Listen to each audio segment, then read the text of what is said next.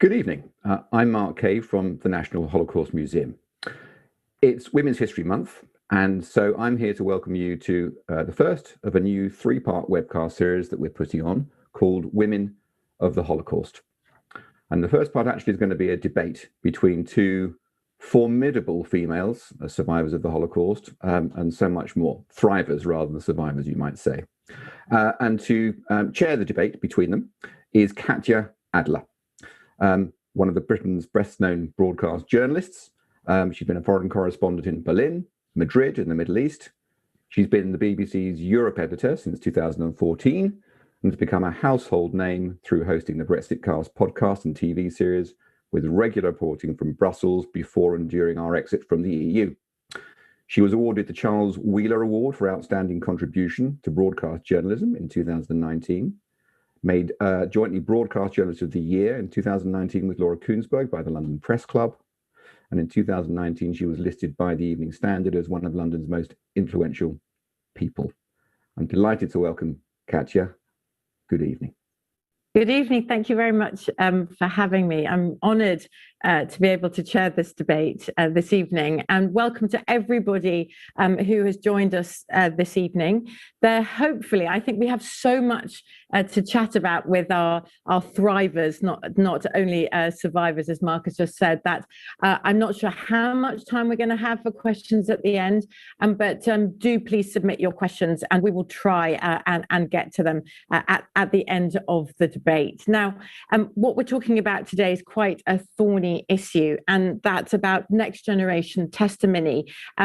Do the children, the grandchildren of Holocaust survivors have the right? Should they bear testimony for the survivors of the Holocaust? We've got two very strong sets of opinion, but before we hear them from Dr. Agnes Kaposi and from Joan MBE, we need to know what their story is. And also, as it's Women's History Month, the fact that they have made stellar careers and had all sorts of incredible life experiences after the Holocaust, sometimes in the face of a lot of chauvinism. So we would like to get a taster from both of you. Joan, perhaps you would like to start us off a little bit about your past, if you would.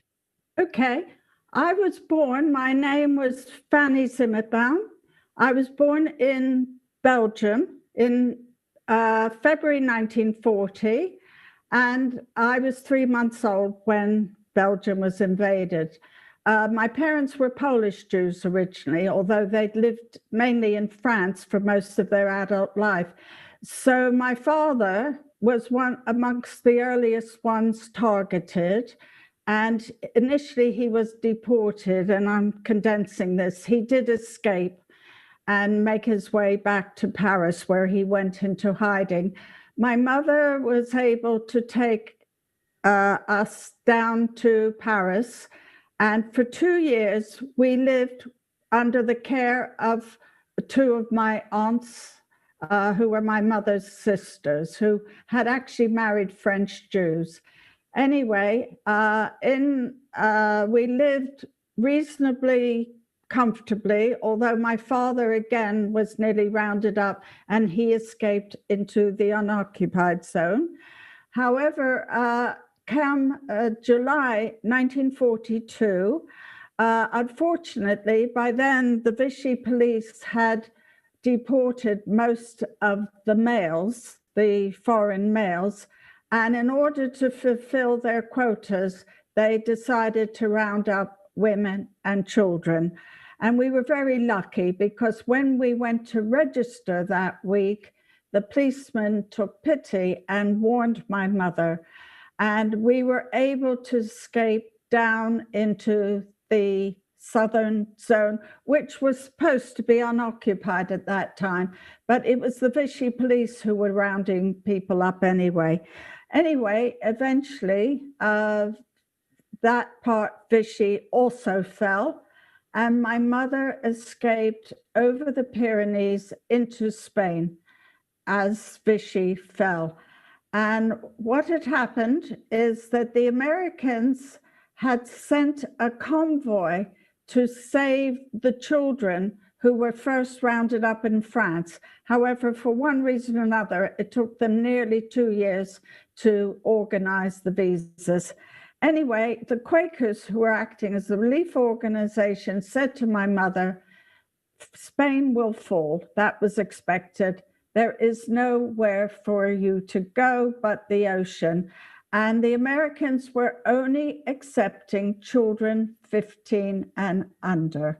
And they would not take any parents or anyone else. So I went to America and I was in an orphanage. And when I was 4, I was fostered. And my name was changed to Joan, and my language was changed, and my past was wiped out. And 4 years later, I came home to be told I didn't belong to that family. My parents had survived the war and they were living in London. And it was very traumatic. I was put on a plane to a different life, a different culture, to people I didn't know who were very, very traumatized. So it was not happy ever after.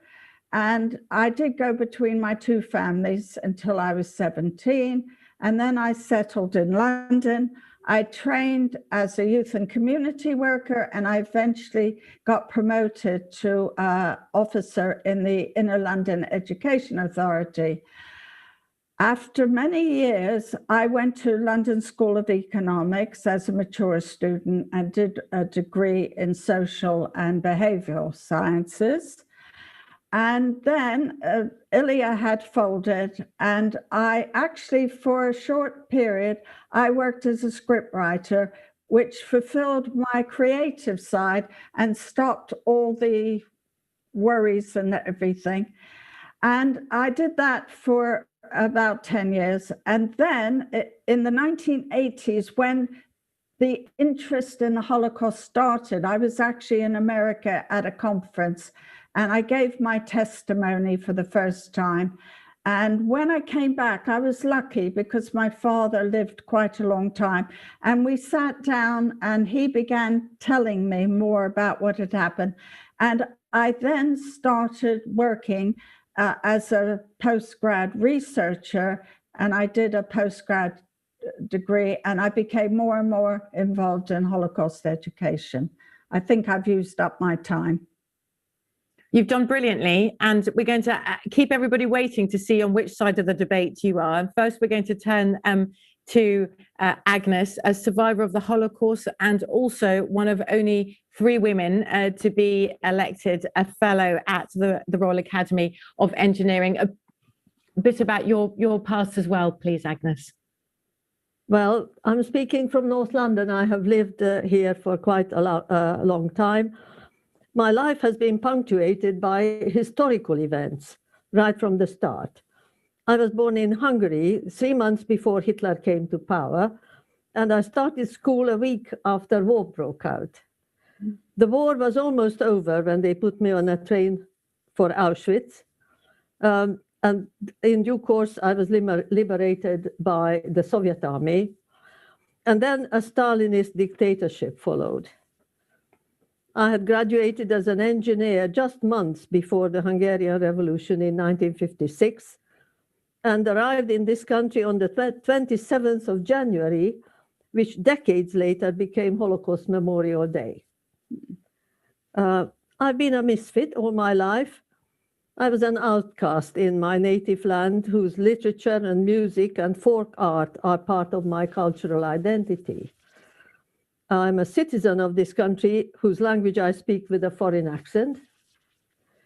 I'm a Jew among Christians. I was a Jew among Christians and an irreligious Jew among Jews. I am also a curiosity, a woman engineer. When I arrived in Britain, I didn't know a soul.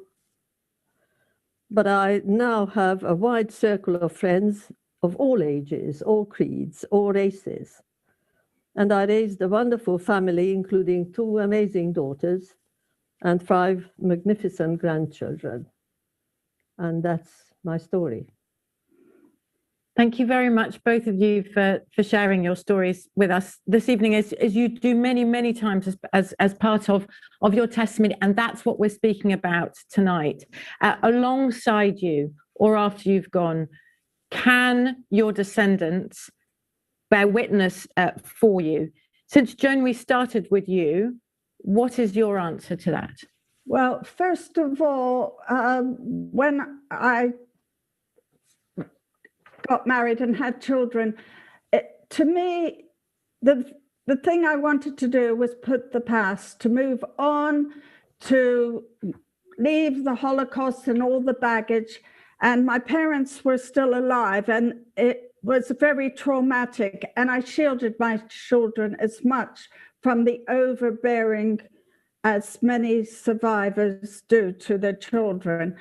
And my aim was to be normal, to merge into the background, to move on. And for me,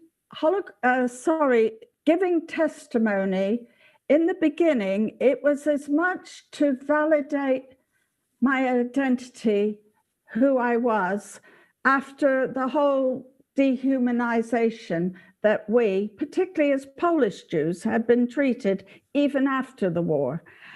However, I take the lead from Elie Wiesel, who said, he was a survivor and a professor and Nobel laureate, and he gave sort of the intro as to what testimony is for. And he said, we have a responsibility to memorize the dead. And for me, part of my story is very much, I start with the picture of my grandparents, aunts and uncles, and I point out they are all dead, but I also try to bring them alive as human beings, not numbers. However, Elie Wiesel said, we are also responsible for what we do with them. In other words, our testimonies. Do we use them to curse or to heal, to wound or to console? And to me, I give testimony very much as a healing, to make people understand, to see us as human beings, and to avoid the stereotypes. And I think as survivors, the authenticity of our testimony relates to our audience and our ability to answer their questions. And to me, that authenticity from the first generation is the main value of our testimony. And it's the ability to communicate with them and to get an empathetic response, for them to understand what prejudice can lead to. And I do feel you cannot change the past, but I do hope that by building bridges, by making people understand, and our ideal was never again, and very sadly, we know never again, never again, never again. So that to me is the value of the testimony, and I think that is why I speak. And I do think the authenticity of first-person testimony is very valuable, but it has to be done within context. One person's story does not educate people about the Holocaust, so it has to be within a context. So that is my starting point of what I see testimony for. And so, yeah.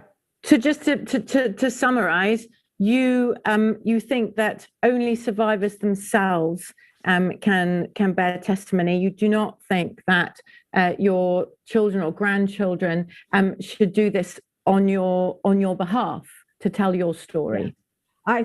I do feel, I think a bit like Agnes, I'm also sort of my own person, and it is my experience and our experiences during the war I am talking about. I do not wish it to go through the filter of any other person. I march to the beat of my own drum. I am not influenced by any political push or any other push. And I feel that's very important. Also, I do not feel that I wish to prolong the burden of the Holocaust onto future generations. So the burden point is clear. And on the other, you feel that if somebody else tells your story, and would you mean by that whether it's one of your, a member of your family or not, someone outside, they would be too subjective and that would take away from the authenticity? Is that Yeah. I also, Elie Wiesel, he also said, perhaps a bit too starkly, but he said, all survivors are mad, well, or dysfunctional.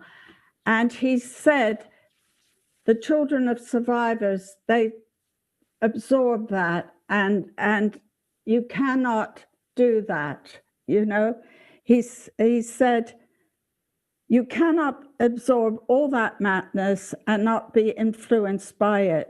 That's why the children of survivors are so tragic. So from the point of view of what it is for the children or grandchildren or anyone else to tell our stories, I am concerned that we are creating a atmosphere of vicarious victimhood. And that does worry me. And they will be influenced by their own outlook, maybe a youth group they belong to. I give an example. I was in Poland when the Pope died, and I was with a friend who survived the Krakow ghetto in the sewers. And all the people, it's a Catholic country, and there were little candles everywhere and people praying. And Janine and I were walking along the street, and we were absolutely horrified when a coach pulled up and a group of youngsters wearing Israeli flags, almost like Cape Crusaders, started kicking the candles and behaving terribly. I don't know what their political outlook was, but we were absolutely horrified. And that does not build bridges. Also, they don't understand the history, of Poland. Poland was treated by the Germans as undermentioned, as subhuman. Many of them died in the thing. I'm not saying there wasn't anti-Semitism. There was, because part of that was divide and rule. But it's much more nuanced. And I'm not saying, I really do not like the way that sometimes testimony is used by organizations to justify their own political point of view. So that worries me very much about it. Joan, we'll come back to you again. Agnes, thank you for your patience there. Lots of points to come back to. Now, of course, everyone who's joined us this evening, you don't have to guess any longer. Obviously, Agnes is in favour of second generation testimony as well. So what do you have to say there, Agnes? Joan says that it's a burden for the families. It's less authentic if descendants tell the stories. That the retelling of experiences in the Holocaust can be abused or misunderstood, misused if it's not first person. That empathy may not be carried on. What do you say to all of that? Well, the question asked me was, for this debate, whether I thought that subsequent generations can tell the story. And my reply to this was, of course they can. My view is that the testimonies themselves, which we recorded, are personal to us. I recorded my testimony in more than one formats. One, the Imperial War Museum recorded just voice, and they spent here a weekend for many hours. There was a film made, and that was about 3 or 4 hours, and that was my testimony. Now, those are documents. Once I am not here anymore, they will become primary sources of an individual impression, an individual witness account of what had happened. That cannot be done by anybody else other than a witness. And I have done my bit.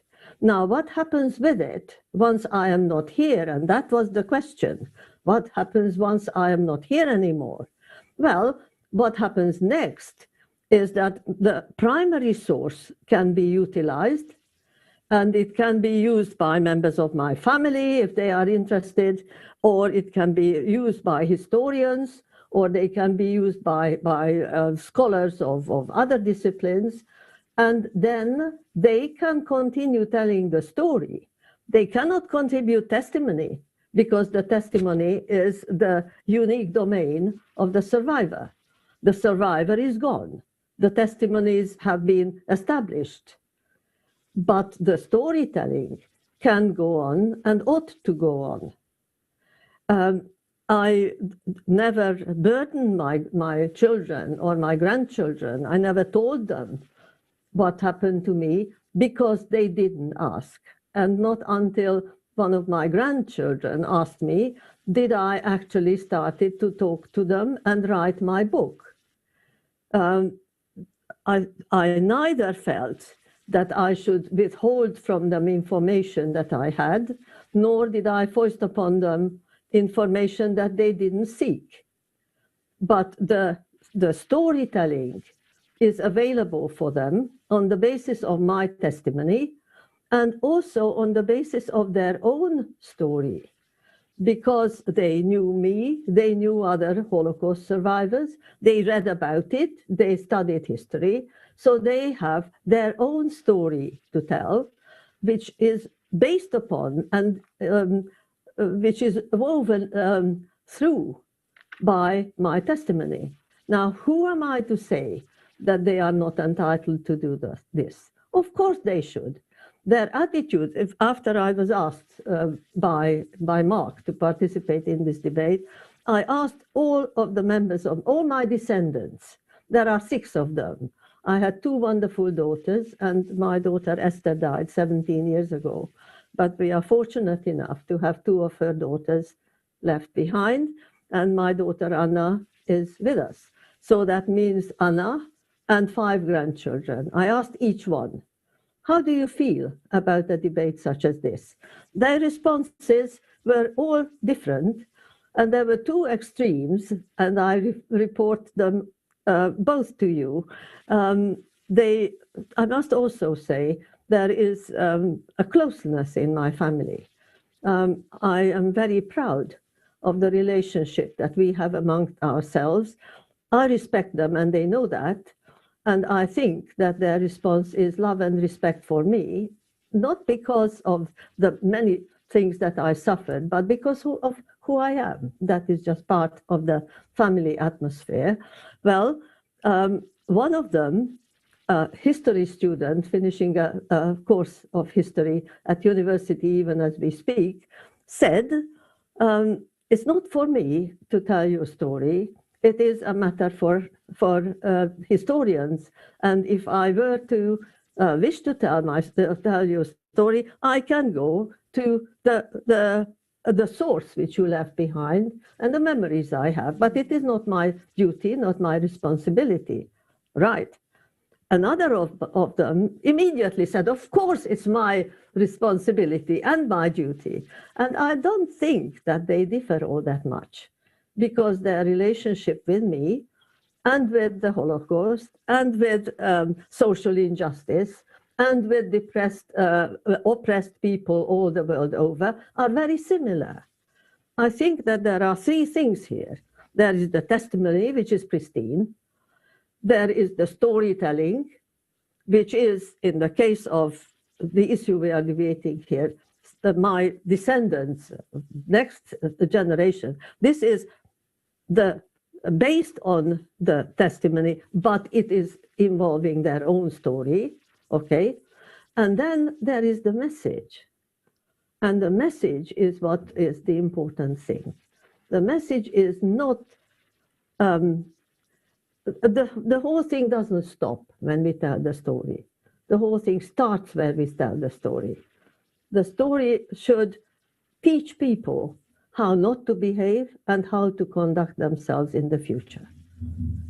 And I am confident that the message is penetrated throughout my family.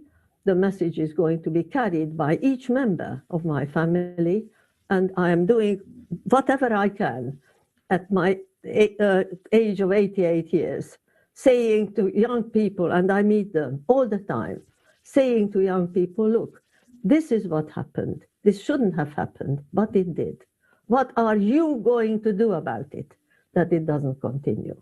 I challenge my audiences not to listen, not to learn the history, but to act. Act in a way which is going to make a difference. That is why I think passionately that this story should not be forgotten. It should be carried through, because that message has to be propagated. That's my position. Thank you, Agnes. Joan, if I can come back to you there, what Agnes is touching on by talking about the message and the purpose for her of testimony, which is forward, it's throwing forward. Mm-hmm.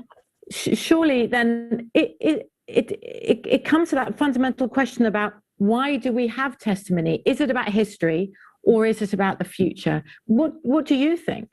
Well, as I said, I personally feel its point is to educate people about prejudice and where it will get us.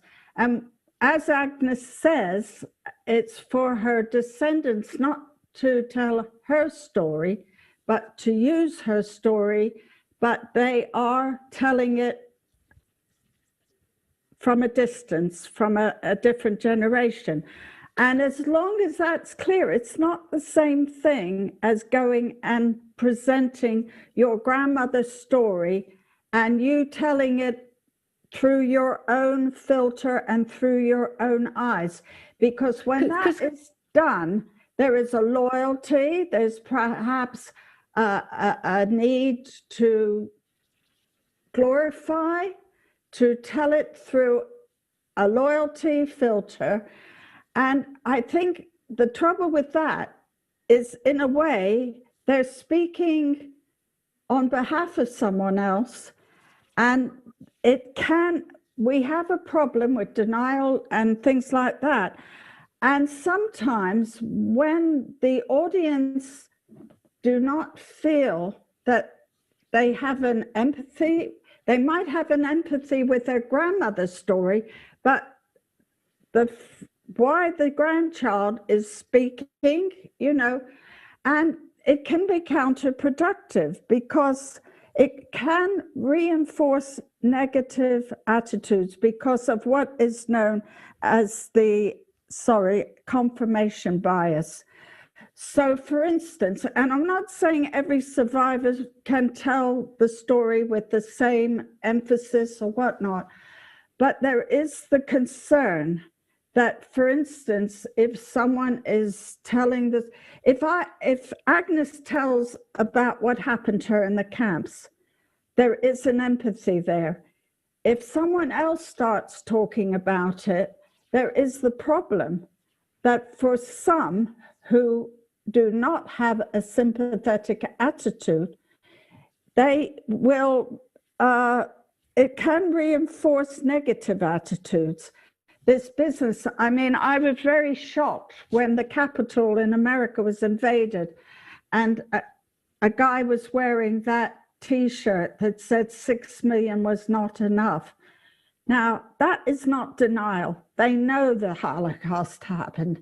all the David Irvings of this world, they know the Holocaust happened, but they are so filled with hatred that what they see, the suffering, they think, oh, that's a jolly good idea. Why not more? And I do worry, you know, with grandchildren and whatnot, if they'll have the depth to understand or even to relate as educators, you know? Joan, could I just ask you, because this struck me very much when we had a chat before, you know, before this evening's event, and you were speaking like about Capitol Hill and you know, this phrase 6 million was not enough.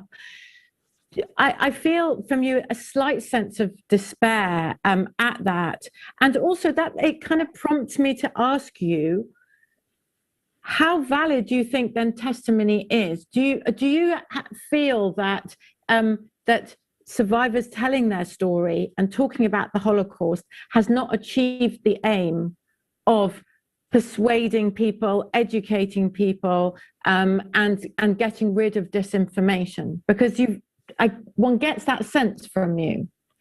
Yeah, from me, you know, from Joan. Yeah, to Joan. Yes, yeah. Joan. Not from me.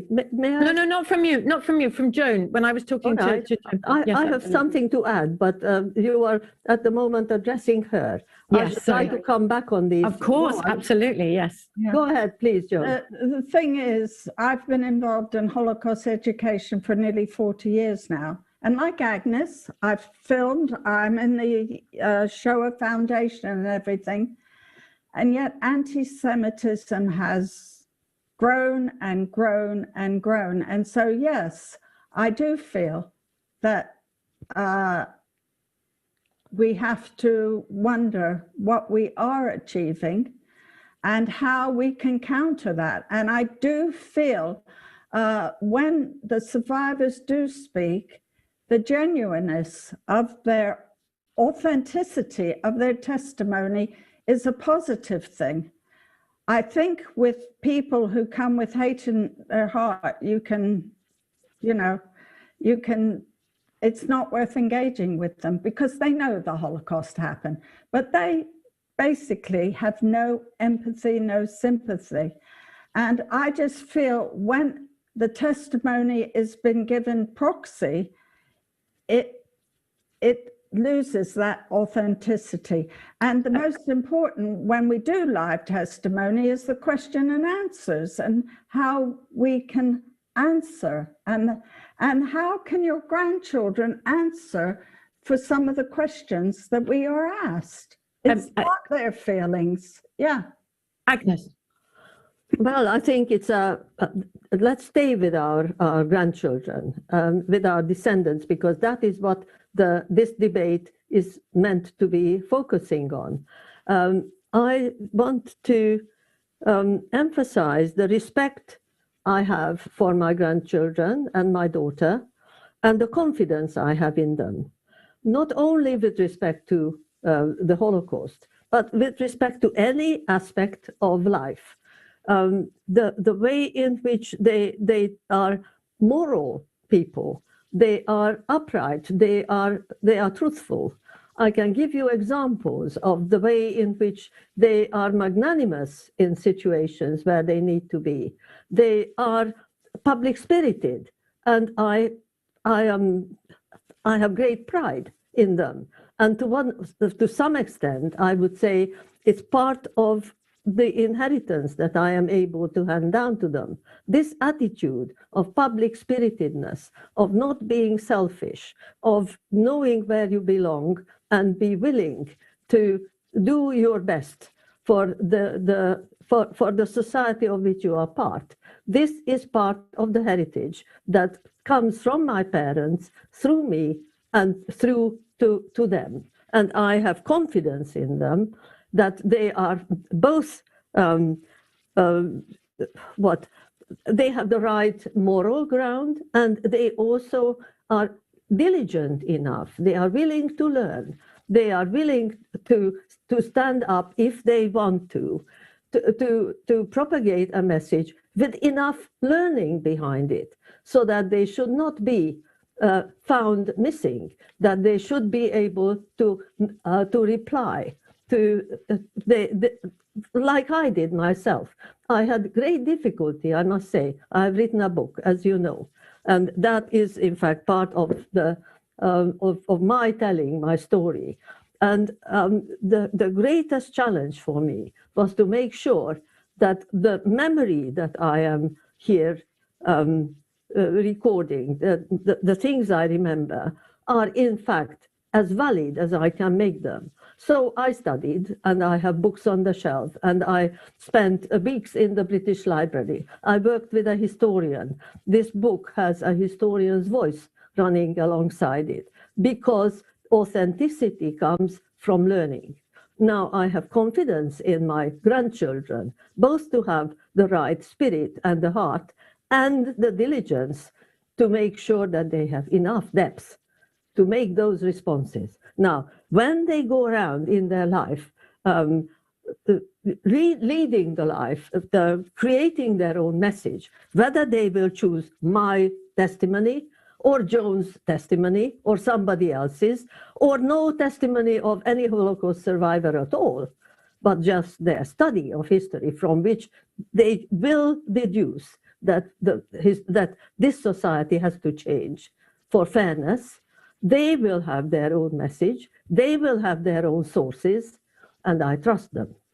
I have confidence in them. And for those who want to read Agnes's book, it's called Yellow Star, Red Star. Agnes, if we understand you well, for you it's not an either or. You see that your first person testimony, your book, and your grandchildren's retelling of your story as complementary rather than binary. It's not either or, but it's a complementary whole. The complementarity ceases when I'm not here anymore. Go back to the beginning of this debate. The question was, do you trust? Are you confident? Are you happy for your children and grandchildren to tell you a story once you are not here? There is the forever. There is nothing to complement. They are by themselves. All they have is my book, my testimony, history, and their own preparedness, their own personality. The message we have is shared. They share my message. I know that they do. But they are by themselves. I'm not here anymore. That's the debate about it. Of course, but your testimony, as you said, your hours of testimony is there. It's on record. It is available. For the Forever Project, for example, which is supported by the National Holocaust Museum. There is an ability to do a kind of a Q&A, because you answer many possible questions that could be asked. So I think going back to you, Joan, you're saying that's the testimony that you want to leave behind, the one that's in your own words, that was recorded, that you've written, but not one that is retold on your behalf. Joan? Yeah, perhaps we're slightly different. I saw it as a general question about second and third generation, and Agnes obviously feels that her own descendants, she's happy for them to do it. But I feel as a generality, there is a problem with it.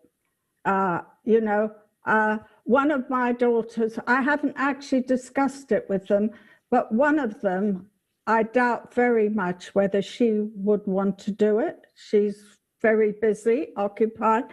My other daughter is much more involved, but I don't want this to be on a personal level. I'm talking about second, third generation being asked by organizations, sometimes for their own purpose, to give testimony.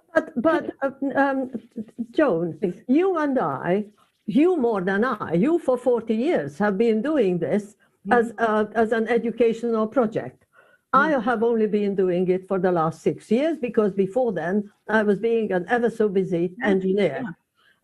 So But since 2015, I have been doing some kind of work as a Holocaust educator or an educator trying to propagate a message, as I just told you. Now, if we don't trust those that we had spoken to carry on with our message once we are not here, then we have failed.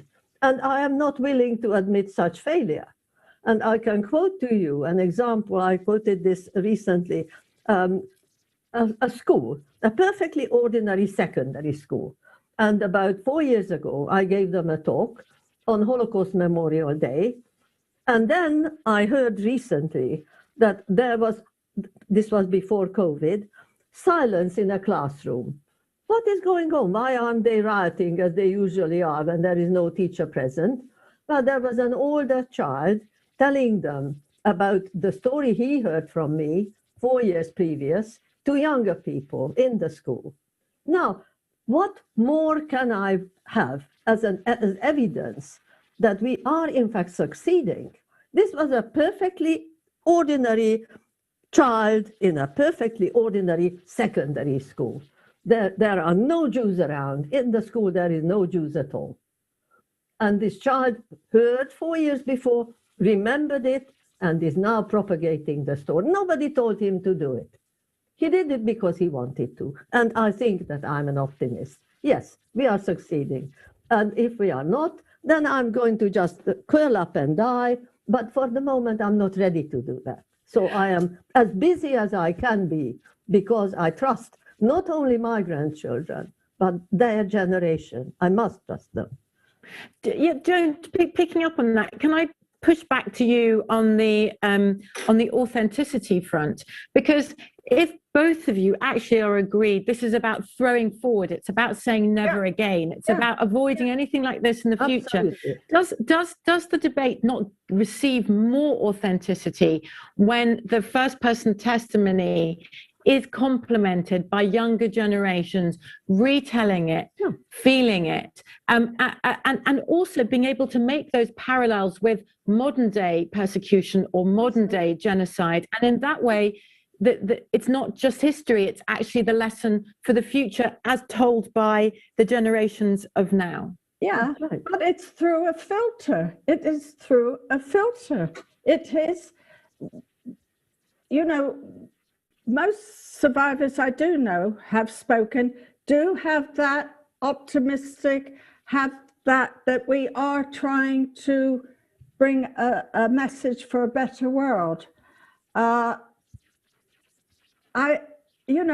Agnes feels perhaps I'm attacking her relationship with her children. And absolutely not. It's that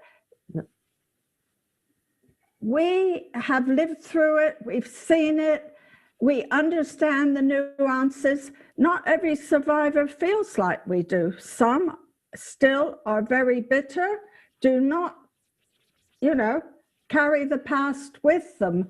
And I do worry when I agree. When we go to schools, the questions are wonderful, but are we changing those that are not? Oh dear, I think I've banged on my machine.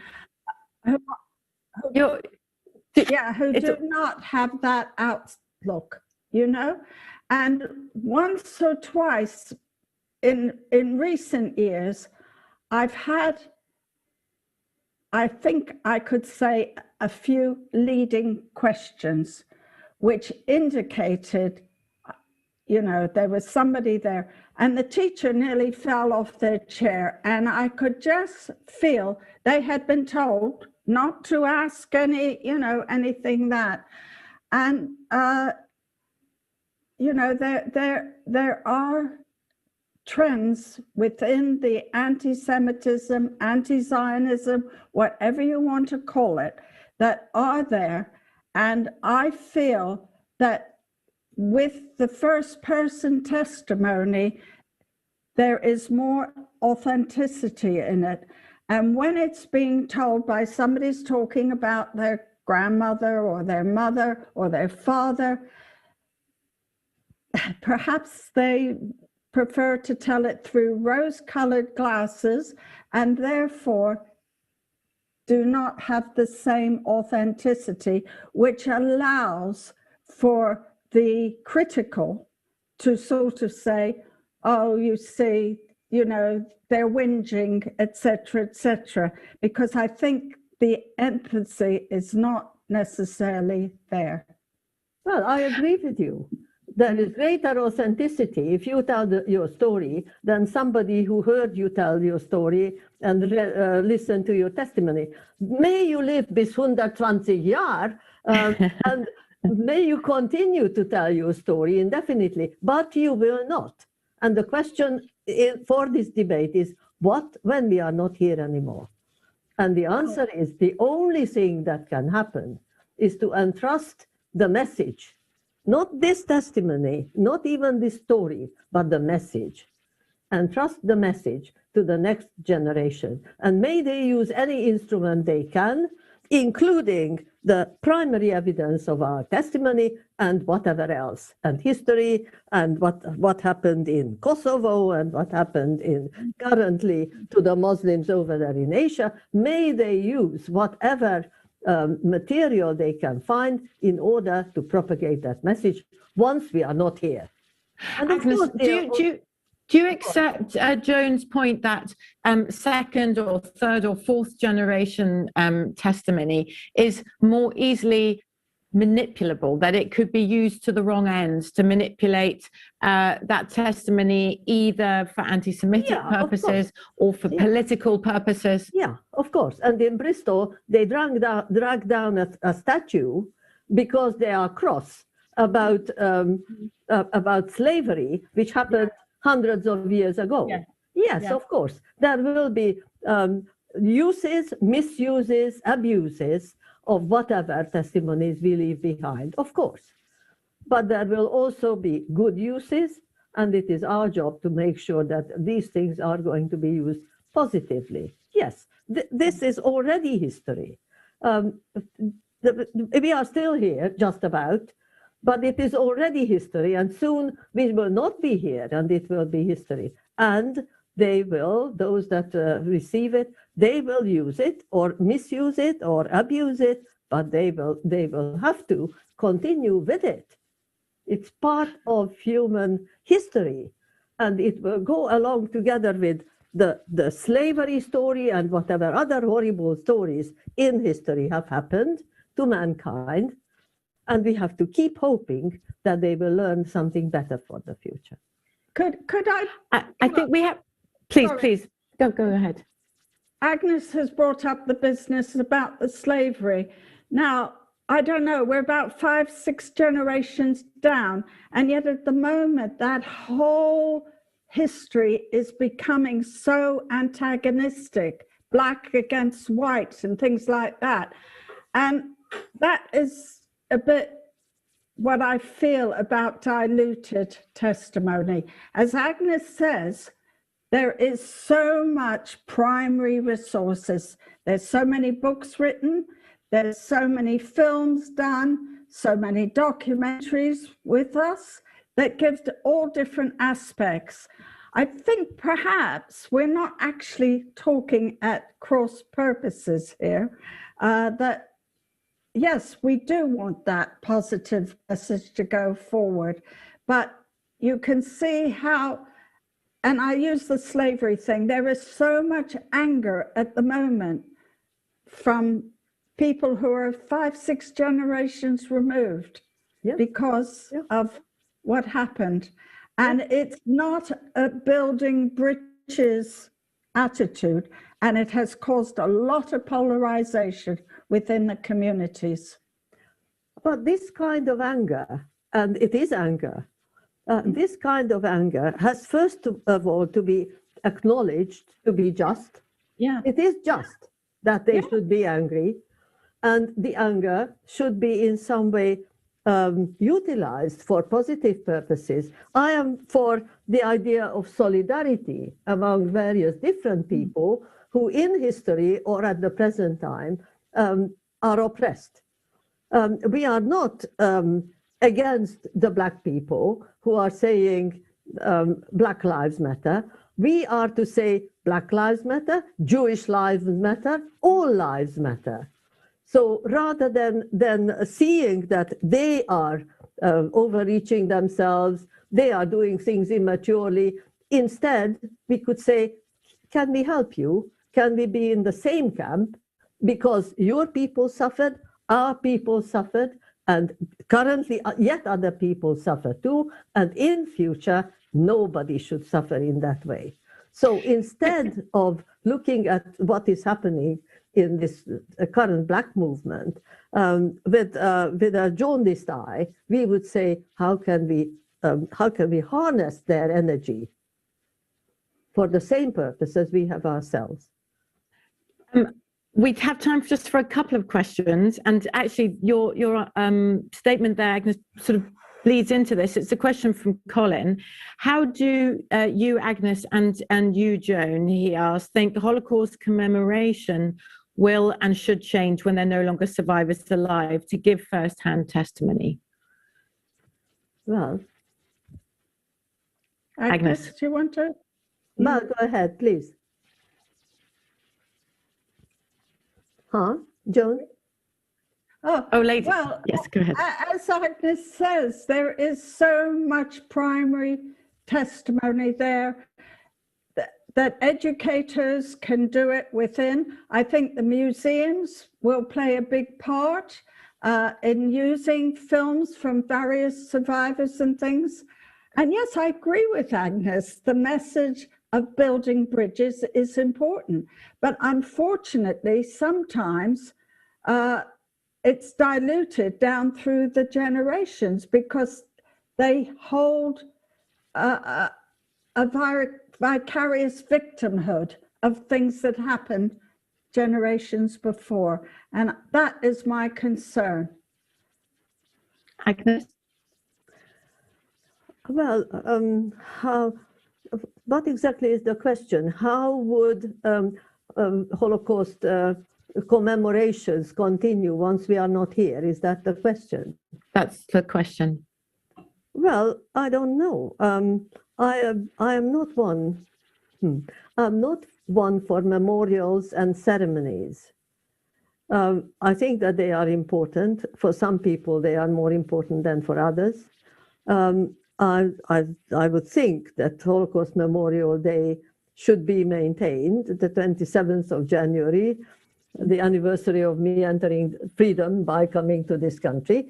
It should be maintained in the future, and it should remember, it should acknowledge what happened to the likes of us, we are not there anymore, and to the likes of others in history whose ancestors are with us now and in pain because of what happened to their people. Yes, it should continue. And it is up to the organizers to find from among our descendants and from the descendants of the slave trade and the descendants of these other various things that had taken place, to find some kind of commemoration event to build solidarity among the oppressed, such that it should not go on. That is what it should be. Agnes, could I just ask you, because Joan's mentioned the phrase a couple of times, vicarious victimhood, to talk about the risks of second, third, or fourth generation testimony. Yes. Do you accept that as a risk, a possibility, a reality? Yes, yes, of course. An event like the Holocaust doesn't leave anybody untouched. I write in my book that everybody is damaged by the Holocaust. All those who survived it, all those who did not, all those who are the descendants of those who died or who survived, and even the perpetrators, even they are damaged. Yeah. They are not there anymore, and their descendants in some way are carrying a burden far worse. My grandchildren look at themselves in the mirror and they say, I have nothing to be ashamed of, nor my grandparents. And what about those whose grandparents were Nazis? I have recently made friends with, surprisingly, a Methodist priest, a German lady Methodist priest, who says she daren't inquire into her ancestry. She daren't look at what her parents or grandparents had done. Now, in a way, her position is worse than my daughter's. My daughter has nothing to be ashamed of on her own behalf or on her parents' or her grandparents' behalf. Whereas here is that perfectly nice lady, well-meaning, and she daren't think what happened to her ancestry. Everybody has been damaged. And everybody who is currently oppressed, including the homosexuals and, there are so many people who are for various reasons currently suffering because they are other. Well, the Holocaust Memorial Day should be to try to support the other. Joan, there's one question for you, and it's because we're running out of time. I know that you can answer this one briefly. No name to this question, but Joan, is this viewpoint that you've expressed this evening your personal preference for the future, or do you believe it should be the case for all survivors? And sorry, because of the time, briefly, if you would. I am just concerned that it's become a bandwagon, that some people will feel, that, oh, my grandmother's story more important than anyone else's. That concerns me, because we're about education of where prejudice leads to. And we cannot know what, unfortunately, there's a lot of anti-Zionist talk now and things like that, which come into it. And, there's a lot of issues which 50 years ago we didn't foresee, when we started speaking, which now have come into the mix. And there are groups that will be pro one thing, anti another, and it comes into it. So, I do feel that the testimonies have to be part of, within the context of education, and that any one story is just a tiny little story. And that basically is my feelings. Yeah. Well, Joan Salter, MBE, Dr. Agnes Kaposi, thank you very much for your passion that you've displayed this evening. One thing that you do clearly both agree on is that the future should be a better one, and that must hopefully be learned from. Thank you so much for sharing your thoughts with us this evening. And I'll now just hand back to you, Mark. Thank you, Joan. Thank you, Katya. Thank you, Mark, even. Thank me. I think I need to thank the three of you, although I have to tell you I'm frustrated, because the points that you both make are, I'm not going to reveal my hand, but before the talk, I had a view on one side, and now I'm slightly less clear. And I think it makes me want to actually convene, if you Agnes and Joan will agree to it, a formal game plan.